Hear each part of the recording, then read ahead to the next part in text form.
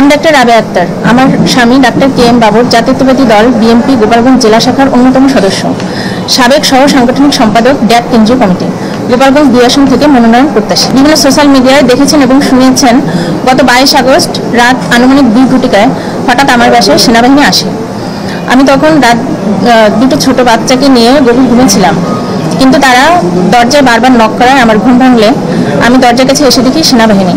তখন আমার বাসায় আমার দুটো বাচ্চা এবং হেল্পিং হ্যান্ড ছাড়া আর কেউ না থাকায় আমি দরজা খুলতে অনীহা প্রকাশ করি।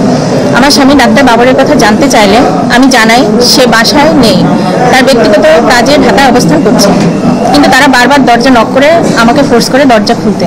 আমি তখন কোনো উপায়ন্তর না পেয়ে দরজা খুলে দিই।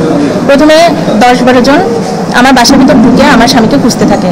না পাওয়ার পর আমাকে বলে, আপনি এখানে অর্থাৎ আমার ড্রয়িং রুমে থাকেন, আমরা বাসা তল্লাশি করব। এরপর হঠাৎ আরও প্রায় 40 থেকে 50 জন আমার বাসায় প্রবেশ করে রুম তল্লাশি শুরু করে।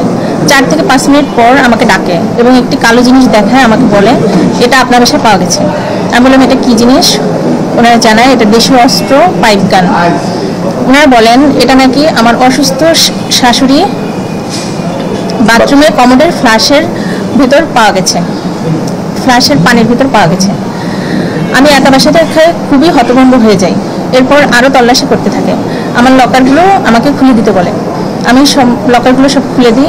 সেনাবাহিনীরা বলতে থাকে এরকম আর কোনো অস্ত্র আছে কিনা বলেন, ফোর্স করতে থাকে। আমি বলি আমি একজন ডাক্তার, আমি সারাদিন ক্লিনিক এবং চিকিৎসা সেবা নিয়ে ব্যস্ত থাকি, আপনারা যে অস্ত্র দেখিয়েছেন এটা দেখেই আমি অবাক হয়েছি। আমার স্বামী গোপালগঞ্জ 2 আসন থেকে মনোনয়ন প্রত্যাশী। গোপালগঞ্জ স্থানীয় পর্যায়ে তার ব্যাপক জনপ্রিয়তার কারণে কিছু কিছু প্রতিপক্ষ তৈরি হয়েছে। আমি ধারণা করছি এটা পরিকল্পিত এবং তাকে ফাঁসাতে প্রতিপক্ষ কোনো মহল এমনটা করেছে।